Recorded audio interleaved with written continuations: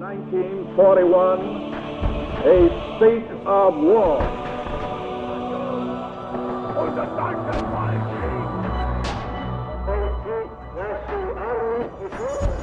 What General Vagon had called the Battle of France was over. The Battle of Britain is about to begin. We shall fight on the beaches, we shall fight on the landing grounds, we shall fight in the fields and in the streets, we shall fight in the hills. Hey guys and gals, this is Alden from the Mosin Crate. First things first, I can't discuss anything sales related here on YouTube because they will delete the video. That includes answering questions like how much are they, where can I buy them, how can I buy them, anything like that. They will scrap the video. But the workaround to that is if you go onto rumble.com and search for The Mosin Crate without any spaces between The Mosin or Crate, you'll find this same video there on my page where I can and do answer questions like that. So getting right into this review video, just got this collection in. This is without a doubt probably the biggest YouTube or video in general I've done. Usually my videos are like 15-20 minutes. We have so many things to go over on here. I think this is probably going to go well over 30 minutes. You probably clicked on the video because you saw all those rifles, those long guns, shotguns, all that fun stuff in the video picture. But I can tell you the long guns in this are not the cool part. There are a ton of awesome handguns. So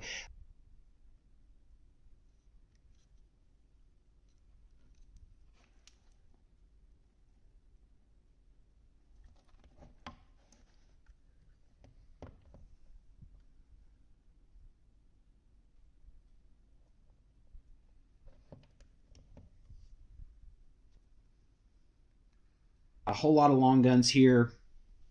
This one here is a Ruger Mini 14. This is one of the actual original Mini 14s. I think they started reproducing these fairly recently.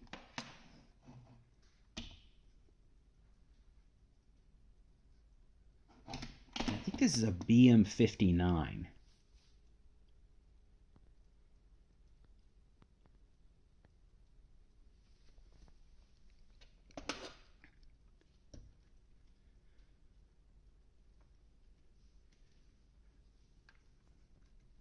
And then we have a DSA is it a SA-58, I believe, FAL rifle, FAL rifle.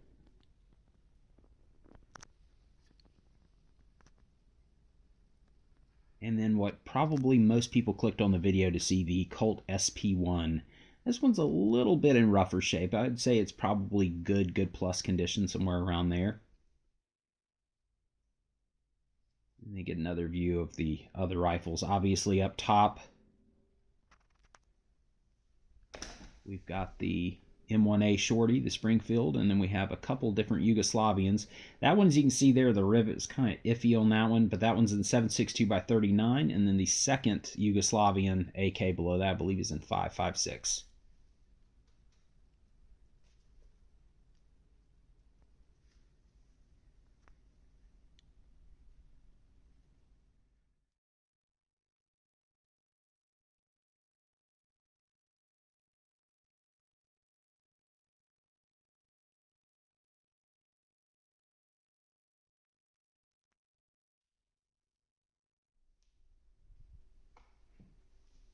And I believe this top one's a M2447 Yugoslavian.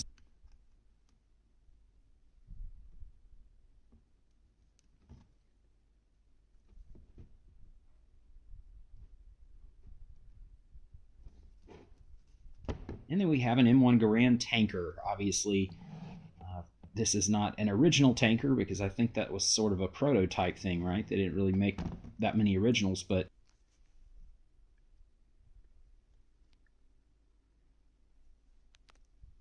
and then we have a Type 38 carbine. This is Japanese Arisaka. It does have circles, so the mum has been canceled out, but the mum is still partially there. I know that's kind of like being partially pregnant. It's either there or it's not, but you can see most of the chrysanthemum there on the barrel. And then we have a Steyr M95 Mannlicher rifle, or carbine, I should say. This one's in really nice shape. Obviously, it's one of the Bulgarian refurbs, or at least that's what it looks like to me. This one, again, is an Austrian-made Steyr. Comes with a sling. I'm not sure if that's the right sling for it or not. I've honestly never seen an original Mannlicher sling before, so I would not know.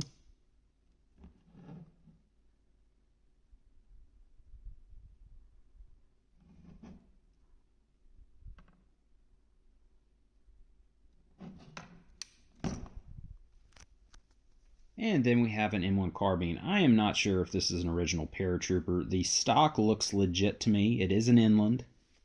I have not even checked the serial number on it because obviously they went in a couple different batches. I think there was an earlier grouping of them and there was a later war grouping of paratroopers. So I'm going to let you guys be the judge. In my opinion, this is definitely an original World War II inland M1 carbine, but I'm thinking maybe someone put a paratrooper stock on there. But the rivets look right to me. The butt plate is cast metal, and it has that impression in it. I did not see the circle P on the grip, which is pretty typical with the paratroopers. You're supposed to see that on there. So I'm not sure what to make of this one.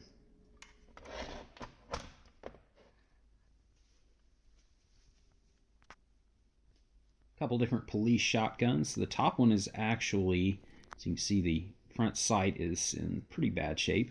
Top one is actually a Los Angeles police marked shotgun, which is neat. And then very, very professionally engraved Department of Homewood or Homeland. And then we have a Martini Henry. This is a Mark II short lever. I don't know much about Martini Henrys, although this one is 1873 dated, which means, yes, it technically could have been at Rorke's Drift. Was it? Well, they made tens of thousands of these things, and there was, what, 100, 200 guys at Rorke's Drift? So highly unlikely, but could have been there. And obviously it's an antique, which is nice.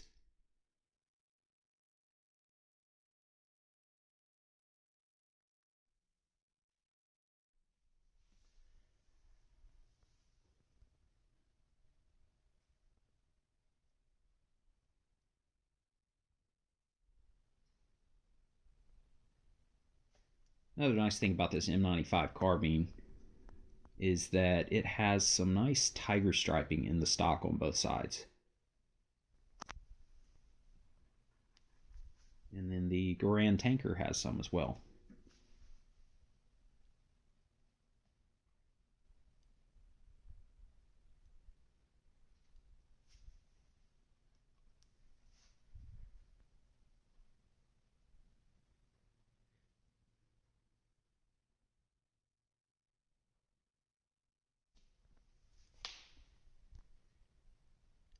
And I totally know I need to get a tripod. I can already feel someone typing that up in the comments. You should get a tripod.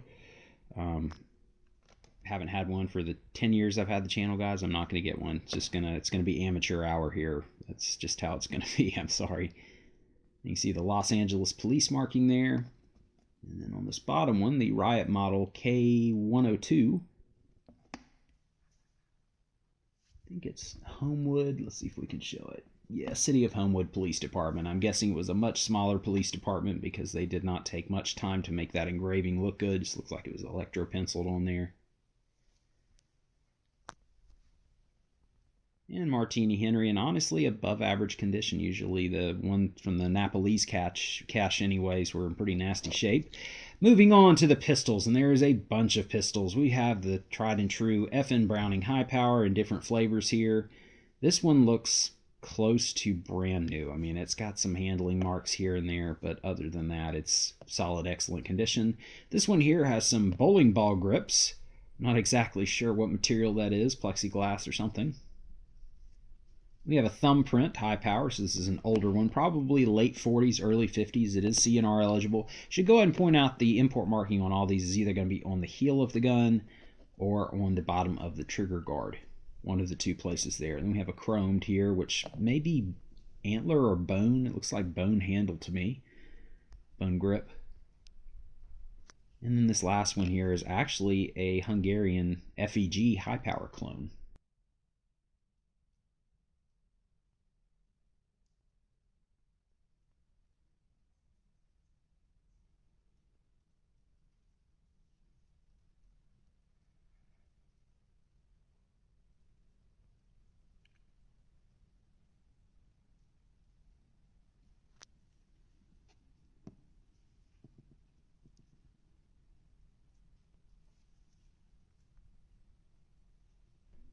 Moving on, we have some Walthers. Okay, so the top row are all going to be Walther PPs. All of these are West German, save for one, which we'll get to here in a second. You can see some of them are in 32. That last one we just looked at was in 380. So when you see 9mm Kerrs on there, 9mm short, that's what that means, 380. And these are fingerprint / smudge magnets. As you can see, whenever you see me rubbing my finger back and forth on the finish, I'm doing that just to show you guys that it is not where the finish is missing, just it's got that high polish finish that will pick up a fingerprint. We have a couple Wallem 48s. Those are Hungarian-made Walther PP clones. We've got a post-war Walther P38, and then a post-war Walther P1, both of those in 9mm.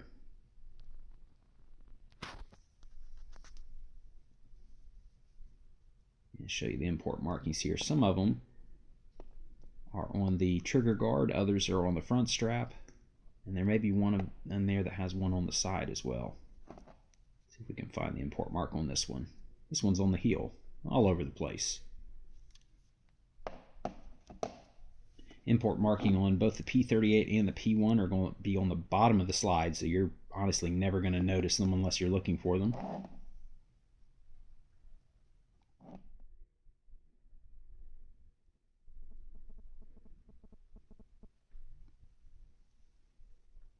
And the NW marking on the side of the slide is a German police department. And there's another police department marking there that's been crossed out or canceled out just below the serial number. And this one is actually a pre-war Walther PP that you're seeing here.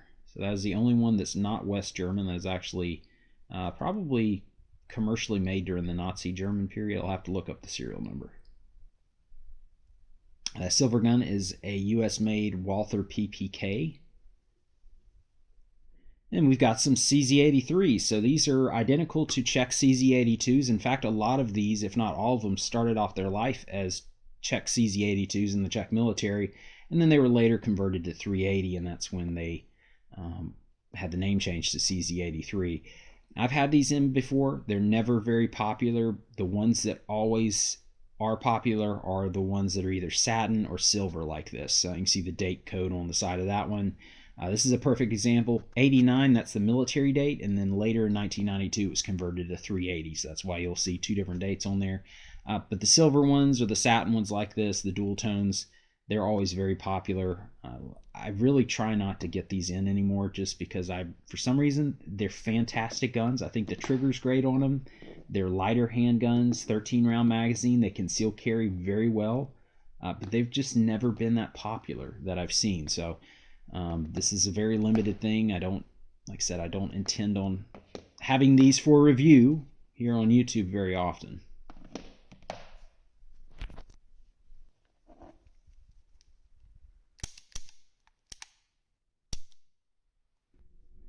Again, nice triggers, both double and single action, and it's 380, so it's a round you're going to be able to find just about anywhere.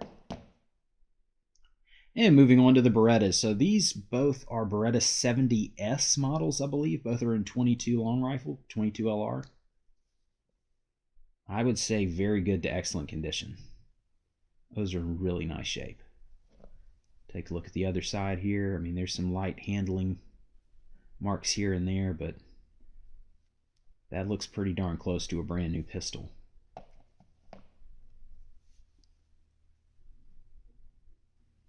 And then we have a couple more Beretta 22s. These look like they have the aluminum frame, which is what's causing it to have that weird kind of orangish bronze hue to it.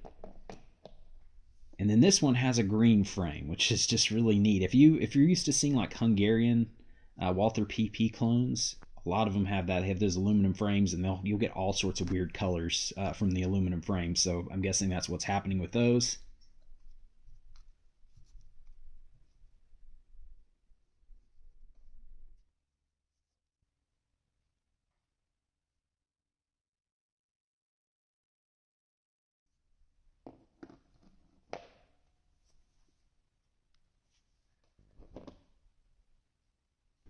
Then we have an 81 BB, so this is a Beretta Cheetah.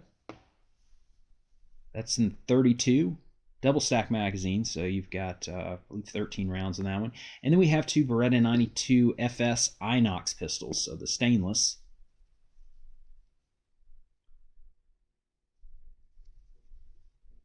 And if you asked me what my all-time favorite handgun would be, I'd probably say the Beretta 92. I just absolutely love those.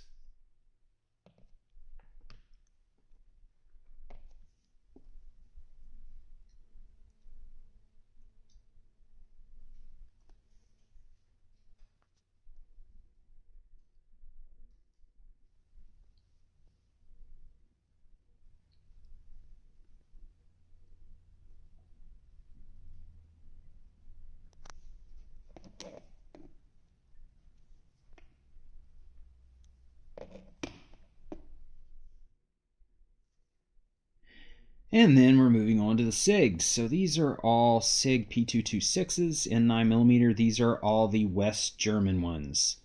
Anytime you get the West German ones in, there's always that person that's got to be like, I can buy a brand new one for less. These are West German. They are more collectible, therefore they are more valuable. That's just how these things work. I mean, you can go out and buy a brand new Mustang that's going to be far cheaper than going back and buying a Shelby Cobra. It's just, and arguably the new Mustang is a lot better car.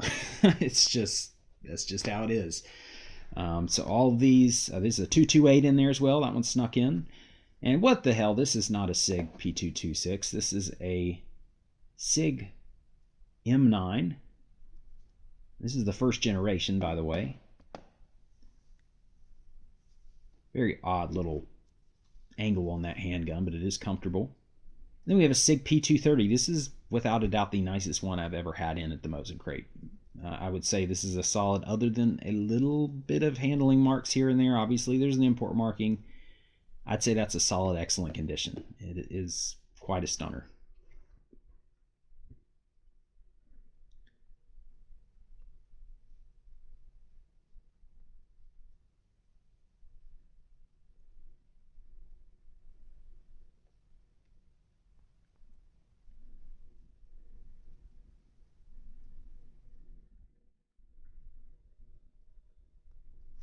And we have some more SIGs. I would say these are probably all good shooter grade. Again, these are the 226. These are all West German.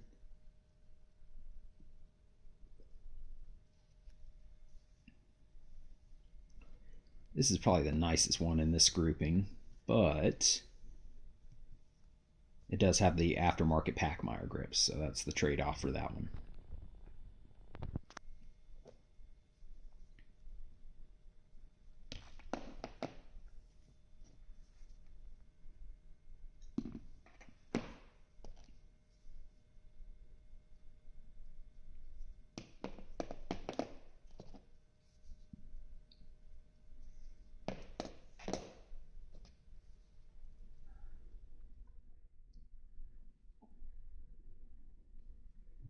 And then we have the CZ75 clones. So all of these are Tanfoglio CZ75 clones, meaning they are Italian made, in my opinion, CZ75s. They are technically a clone.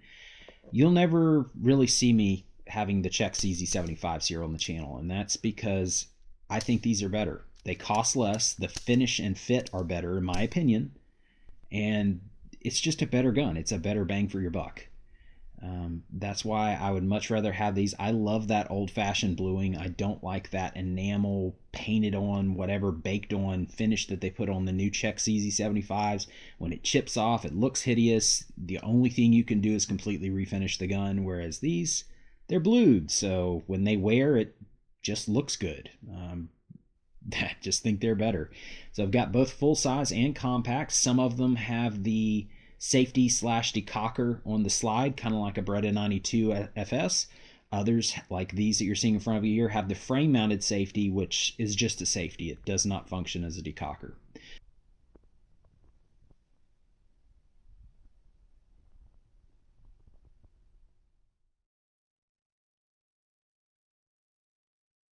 Were imported out of Israel. And just like those Walthers before, these things are fingerprint magnets. That is the one downside to that beautiful high sheen bluing, is that it will become a smudge magnet quite quickly. Import marking on those is going to probably be on the trigger guard or on the front or back strap. And those are all in 9mm. And then if you're a Cowboy Bebop fan, then the original, the OG 941 Jericho pistol, these are all IMI marked. Import marking on these is probably going to be on the bottom of the trigger guard on all of them. All of these are in 9mm. These things have gone crazy. Not like I said, because it's YouTube, I'm not going to get into pricing or anything like that, but one thing you can do, especially if you're on a budget, this is the gun everyone wants, but IMI makes a very similar pistol to this. It's all metal as well. Technically it's IWI now, so it's not IMI marked. But you know, you can get, they make new commercial ones that are very cheap, and they're very similar to this, like the 941F. I think they have a railed version of this, so while it's not identical to the Cowboy Bebop gun, it's a lot cheaper. It's a lot cheaper. These are purely collector's pieces at this point. This last one here, as you can see, one of the safety levers, safety arms on the right side was broken off. That's the only one like it. Everyone else both has the right and left safety, which functions as a decocker.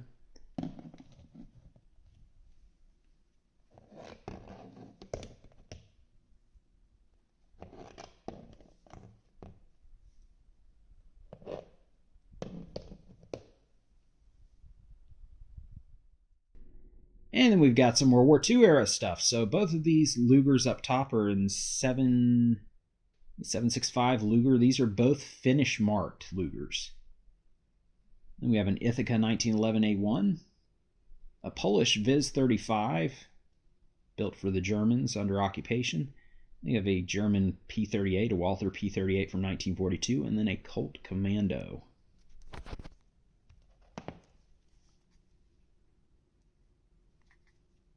So this one looks like a 1917 DWM, and most every number I can see on it is matching. I have not taken the grips off. The magazine does not match, and I believe that is probably a Tikka barrel. It's not marked that I can see, but this one was imported out of Finland, and that's a replacement finish barrel on it. Import marking there is on the right side of the frame.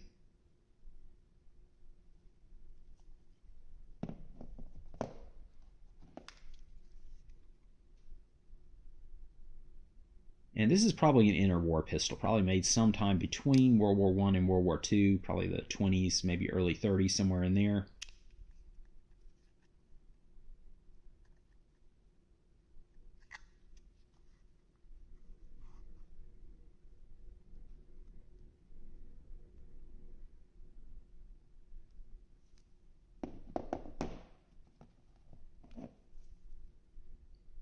And I have not date checked, serial number searched this Ithaca 1911A1 yet. If I had to guess, I'd probably say it's probably somewhere around a 1943, 1944. But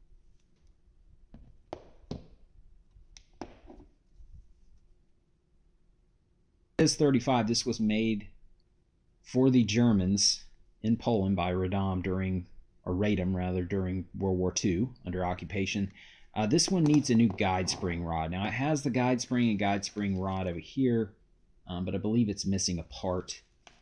But other than that, that is a really cool pistol. Those are really good shooting handguns too. If you've never fired a Viz 35, they're really nice pistols. In fact, if you had to offer me two handguns from World War II, I'd either take the high power or the Viz 35.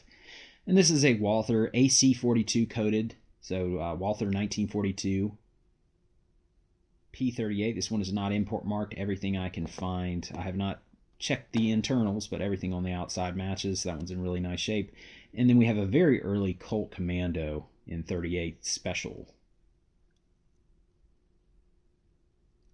So this is very early 1942. The original ones, later on, I think they did like a Bakelite kind of grip.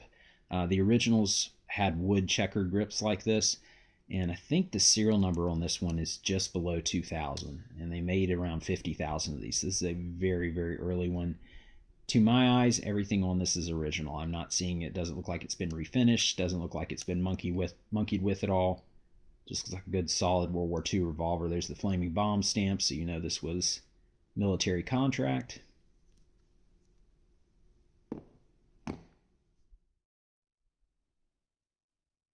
And then saving the very best for last. This is the high rollers portion of the video.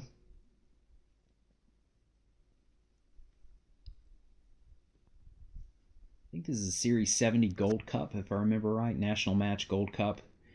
This one I'd say is darn near new. It's got some light handling wear here and there. We'll say excellent condition overall.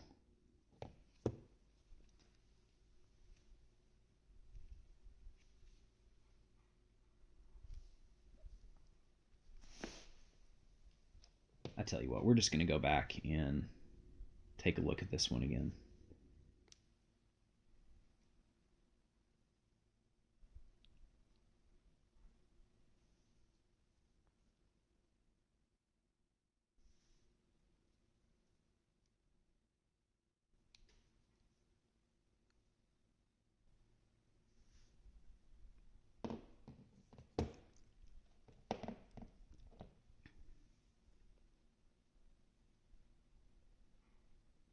And that Gold Cup was in 45. And this is one of the Colt 1911s, 9mm that came out of Israel. I think I had some about a year ago, and they were insanely popular. This is probably one of the nicer ones, if not the nicest one. Colt government model. It does have an import marking on there, but again, that is a super nice handgun. Only reason I don't keep it, A, I can't afford it, but B, I'm not really, if I get a 1911, I want it in 45. You know, I do not care about it being 9mm at all. And then we have a Star MB. I've had one of these in before. They made very few of these, so it was meant to have a stock on it. It's got the stock slot on the back of the back strap. Does not have a magazine, but that is a very, very hard to find pistol. Then we have a SIG M or P49, excuse me. So this is the Swiss military version of the P210. And I actually have a holster and a spare magazine, I believe, for this one off to the side. I did not get it in the video. And I'm not seeing import markings on there. Now, it may be somewhere hidden that I don't see it. I'm not saying there's not one on there, but I cannot find one. So I'm going to try to show you guys all the different angles.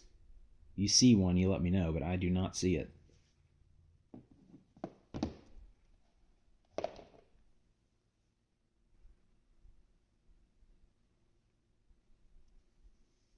The Sphinx 2000. Again, in 9mm. This is a single action only. These are Swiss made CZ75 clones.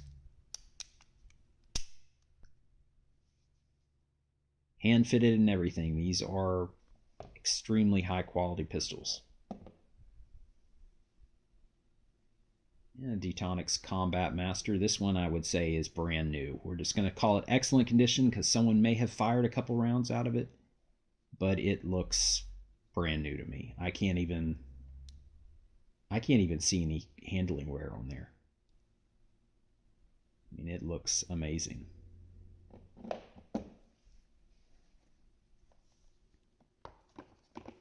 And it comes with its original box, which is in okay shape.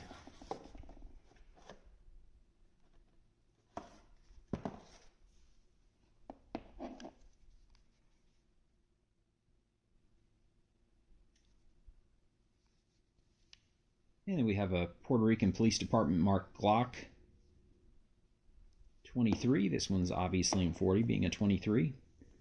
Used to have a lot of these in. Were very popular, especially with the Fishkill slide serrations on there. It's the only one I have. And then this is the nicest IMI Jericho 941 you'll ever see on this channel. And that is because this one is brand new. I have the box for this one too, which I'll show you in a minute. Import marked, unfortunately. It's on there on the bottom of the trigger guard, but look at that. I mean, this thing, I don't think it's been fired since the factory. It is in, I hate to use the word mint, but that thing is amazing shape.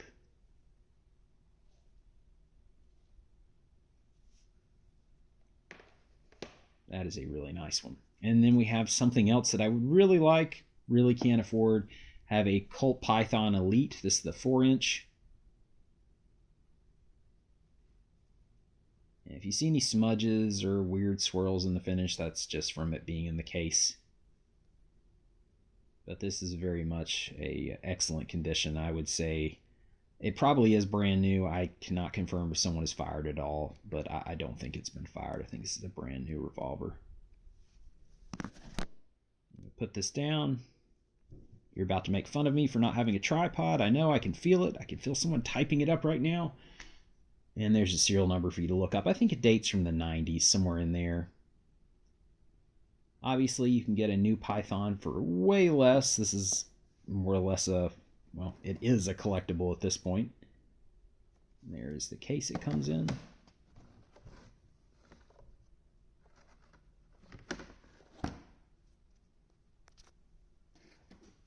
I was so excited when they said the new Pythons were coming out in blued, because they came out with a stainless, whatever you want to call it. And I mean, that was cool and all, but I wanted a 6-inch blued Python. And so when they announced the blued ones coming out, I was very excited about that. Still haven't gotten one, but then we have a 2-inch Python. This is another, obviously, for all of you with eyes, can see it's a blued one. Don't see these very often. I think this one also dates somewhere in the 1990s. Once again, no tripod is used here.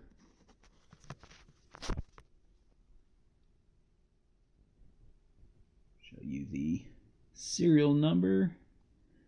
Same condition wise, I would be startled if this has had more than a few rounds through it, probably just from the factory. It has the case as well. So that's going to do it for this video, guys. Thank you so much for watching. I'm going to have a lot more videos coming up here in the future. Kind of went from absolutely nothing. We had no videos really for 3 to 4 months there to speak of, and now it's going to be, there's going to be a lot of videos coming up. So be sure to subscribe, and we will have some more cool surplus coming your way. Thanks for watching.